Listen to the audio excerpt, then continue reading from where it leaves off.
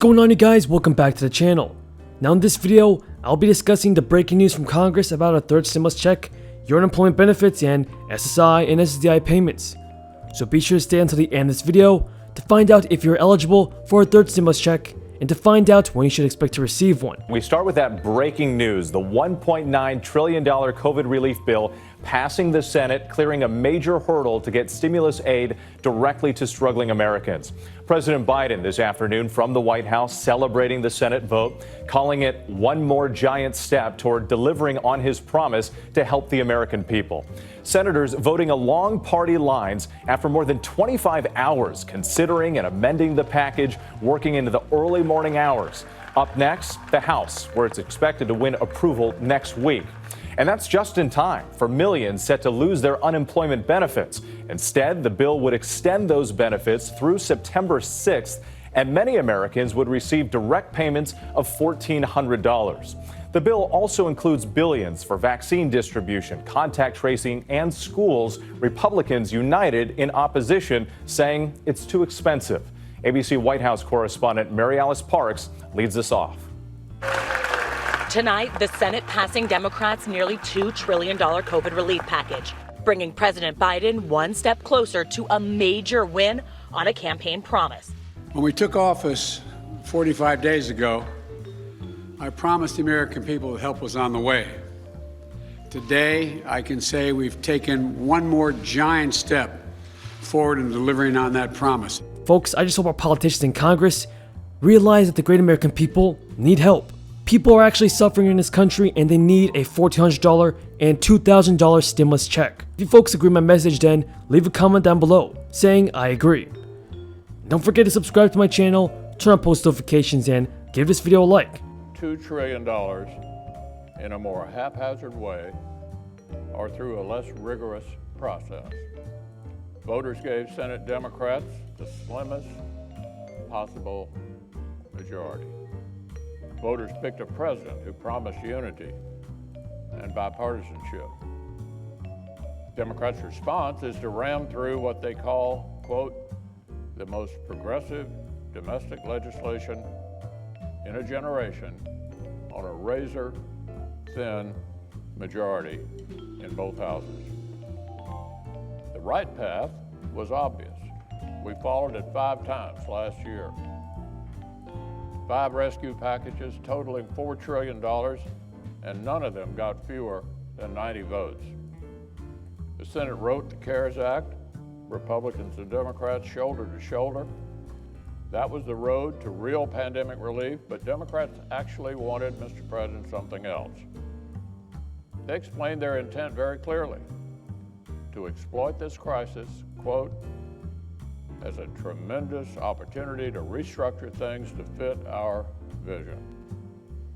That's how you get this massive bill with only 1% for vaccinations. That ignores the science on reopening schools, that's stuffed with non-COVID related spending that even top liberal economists say is wrong for the recovery. Democrats inherited a tide that is already turning.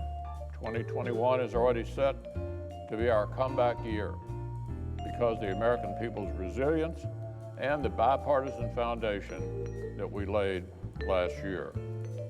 We could have worked together to speed up victory, but our Democratic colleagues made a decision. Their top priority wasn't pandemic relief, it was their Washington wish list. So, Mr. President, colleagues, I strongly recommend a no vote. No senator wishes to change their vote. If not, the yeas are 50, the nays are 49. The bill as amended is passed.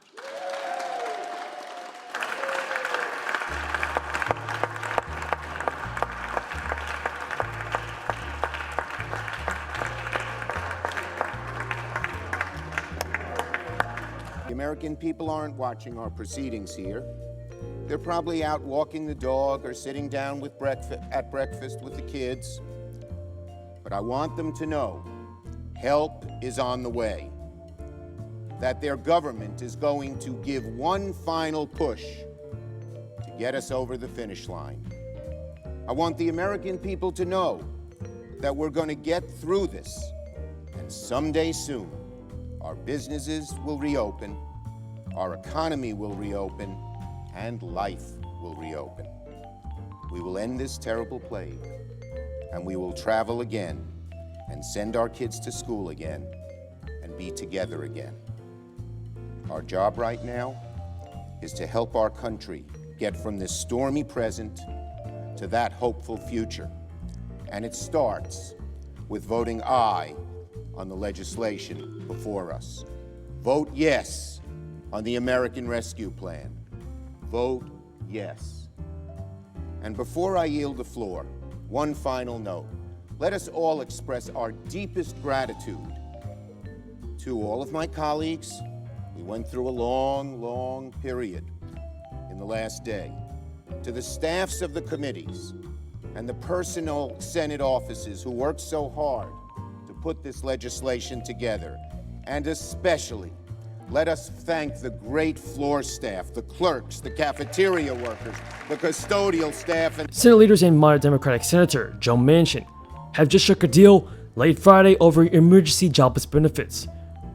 The compromise announced by the West Virginia lawmaker and a Democratic aide seemed to clear the way for the Senate to begin a climatic, marathon series of votes and eventually approval of the sweeping legislation.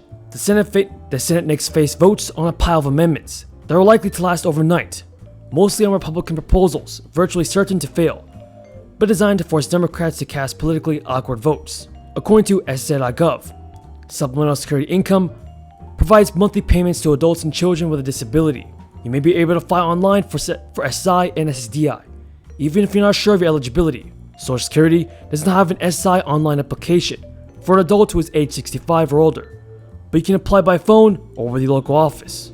Many people who are eligible for SSI may also be entitled to Social Security benefits. In fact, the application for SSI is also an application for Social Security benefits. Social Security benefits may be paid to you and certain members of your family if you are insured. SSI is not financed. In most states, SSI recipients can also get Medicaid to pay for hospital stays and doctor bills. Now, the US Congress is slated to approve the third round of stimulus payments in less than a year, meaning that most Americans can expect another cash infusion in the coming weeks. When Joe Biden signs the measure into law, the IRS will send more than $410 billion to low and middle income households, the largest batch of household payments yet during the pandemic. That's all the news in today's video, folks. Hopefully you guys found this video useful and helpful. If you did, don't forget to subscribe to my channel and click the bell.